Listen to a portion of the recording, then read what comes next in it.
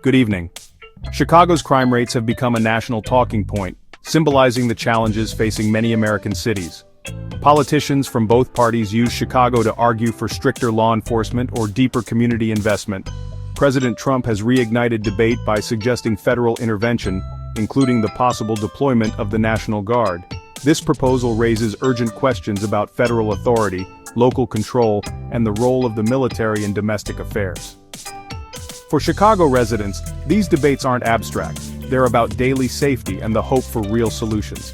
The president's words now carry enormous weight, as the nation watches to see what happens next.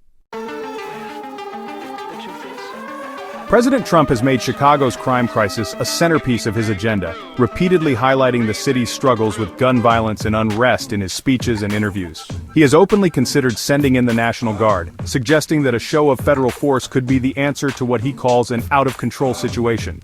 Trump has framed the city's violence as proof of failed local leadership, arguing that only federal action can restore order and protect residents from further harm. The idea is simple but dramatic. The National Guard would step in where city officials, in his view, have fallen short, taking direct action to stabilize neighborhoods and support overwhelmed police. Such a move would be highly controversial, challenging the traditional balance between federal and local power, and raising questions about the limits of presidential authority in domestic affairs. Legal experts and civil liberties advocates warn of the risks, pointing to potential violations of civil rights and the precedent it could set for future interventions in American cities. But Trump's message is clear. He's ready to act decisively, insisting that strong leadership is needed to bring peace and security back to Chicago's streets.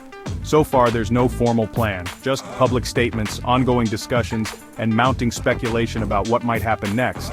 The uncertainty has left Chicago and the nation on edge, with residents, officials, and observers all waiting to see if the president's rhetoric will become reality in the days ahead.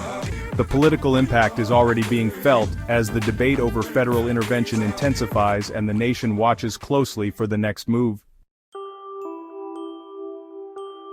President Trump has used recent crime statistics to justify his stance, seizing on the numbers as evidence that urgent action is needed.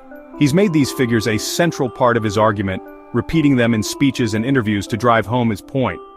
He highlighted a violent weekend, 8 killed, dozens wounded, to argue that the situation is out of control. By focusing on Chicago, a city often in the national spotlight for gun violence, Trump paints a picture of chaos that demands a forceful response. His messaging escalated with a meme referencing Chipocalypse Now and the Department of War, sparking alarm and criticism. The meme quickly spread online, fueling debate and intensifying the sense of crisis among both supporters and detractors. Trump later clarified, "We're not going to war, we're going to clean up our cities. That's common sense." He emphasized that his goal is not conflict, but restoring order and safety to American communities.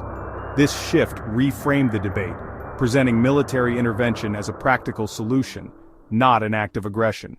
The administration argues that deploying the National Guard is about supporting local law enforcement, not occupying neighborhoods. The president's strategy is to appear tough and pragmatic, appealing to Americans frustrated by urban crime. For many, the promise of decisive action is reassuring, even if it raises difficult questions about civil liberties. Critics warn that normalizing military involvement in policing is dangerous. They argue it risks eroding trust between communities and authorities, and could set a troubling precedent for the future.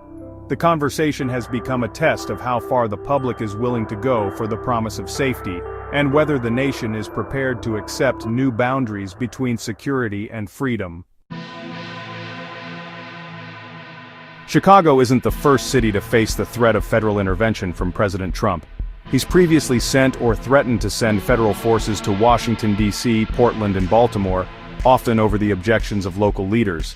The pattern highlights a city's problems, blame local officials, and propose a strong federal response. This approach rallies his base and puts political opponents on the defensive. For Chicago, the experiences of other cities are a warning. Trump has followed through before. The anxiety is real. Rhetoric can quickly become reality. The president's track record makes this moment feel both familiar and more urgent. No official orders have been issued yet, but the ongoing debate over possible federal intervention is already beginning to reshape Chicago's future in ways both seen and unseen. The city finds itself at a crossroads, with uncertainty hanging in the air, and residents wondering what comes next. Some residents welcome the idea of decisive action, hoping it will bring safety and stability to their neighborhoods. Others, however, fear the consequences of a military presence, worrying about the impact on civil rights and the potential for escalating tensions. The city is deeply divided, reflecting the nation's own struggle over issues of safety, civil liberties, and the limits of federal power. These debates are not just political, they are personal, affecting families, communities, and the very fabric of daily life. The American system is built on shared authority between local and federal governments. Deploying troops against local wishes would test that principle in a profound way, raising questions about democracy and the rule of law. The questions raised here, who decides and when is intervention justified, will echo far beyond Chicago, setting precedents that could shape responses to future crises across the country.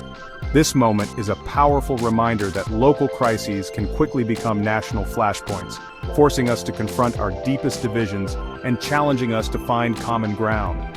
Whether or not the National Guard is ultimately deployed, the conversation itself is already changing the political landscape, influencing leaders, and shaping public opinion in real time.